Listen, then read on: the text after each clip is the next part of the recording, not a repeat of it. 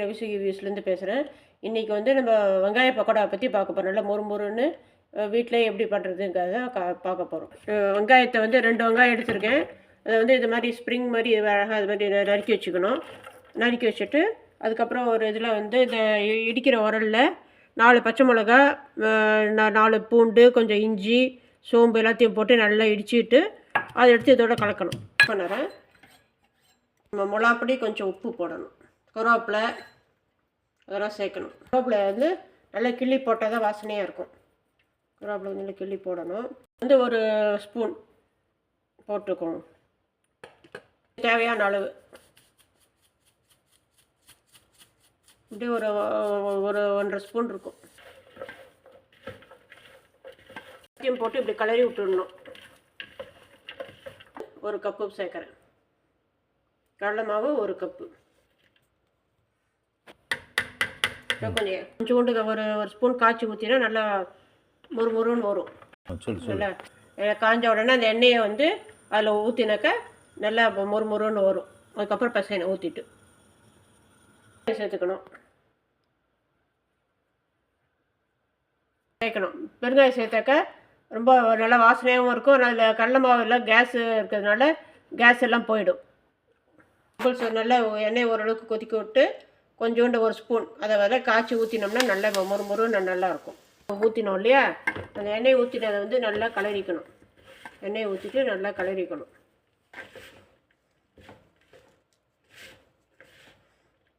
தண்ணி தெளித்து பசையணும்.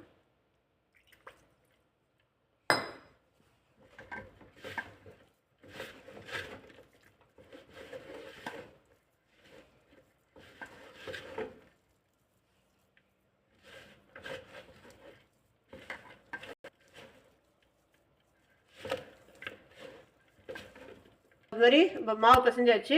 மாவு வந்து தண்ணி தெளித்து தான் பசையணும். அதனால மாவு பசைஞ்சிட்டோம். ரொம்ப தண்ணி ஊற்றினா நல்லா வராது. இந்த மாதிரி உதிராக வரும். இப்போ இதை வந்து நம்ம எண்ணெயில் போட்டு பொரித்து எடுக்க வேண்டியது தான். அவ்வளோதான். ஊற்றணும். இது வந்து ரிஃபைண்ட் ஆயில் ஊற்றுறேன். பண்ணால் சூப்பராக இருக்கும். கடலை எண்ணெய் ஊற்றுறேன். நல்லா சூடான உடனே அதை கொஞ்சம் கொஞ்சமாக நம்ம வந்து எடுத்து போட்டு இப்போ பொரித்து சாப்பிட வேண்டியது தான். மாவு ரெடியாக இருக்குது. மாவு நல்லா சேர்ந்துடுத்து. இப்போ வந்து நம்ம வந்து அதை வந்து அழகாக ஒரு 5 நிமிஷம் விட்டாச்சு. இப்போ நம்ம அதை போட்டாக்கா இந்த இதெல்லாம் நம்ம வாசனை பொருட்கள்லாம் இதெல்லாம் கலந்துருக்குல்ல, அதெல்லாம் நல்லா அரோமாலாம் சேர்ந்து நல்லா சூப்பராக இருக்கும். இப்போ உது போட வேண்டியது தான்.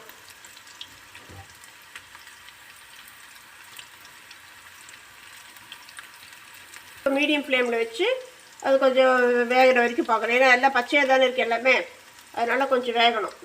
வெந்த உடனே மெதுவாக எடுத்துட்டாக்க நல்லா முறுமுருண்டு கரகரண்டு வந்து பக்கோடா நமக்கு கிடைக்கும். இது பக்கோடா வந்து ஒரு தடவை திருப்பி விடணும். அது ஓரளவுக்கு இதுவாக இருக்கும். பக்கோடா திருப்பி விட்டாக்க விட்டாச்சு. திருப்பி விட்டோடனே நல்லா ஒரு மாதிரி பொன்னிறமாக வரும். அது பொன்னிறமாக வந்த உடனே நம்ம வந்து அதை எடுத்து அழகாக சர்வ் பண்ணலாம். இப்போ பக்கோடா ஆகிட்டு இருக்கு. நல்லா இதுவானோடனே இப்போ வேகணும். நல்லா வெந்த உடனே கொஞ்சம் திருப்பி விட்டோம்னாக்கா நல்லா வெந்துடும்.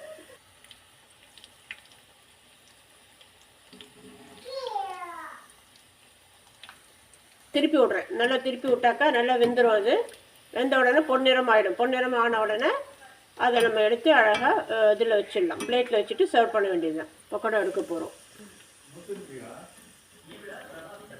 பக்கோடா வந்துட்டு நமக்கு நல்லா இப்போ எடுத்துடலாம். இப்போ தீயத்துக்குள்ளே இது எடுத்துடணும்.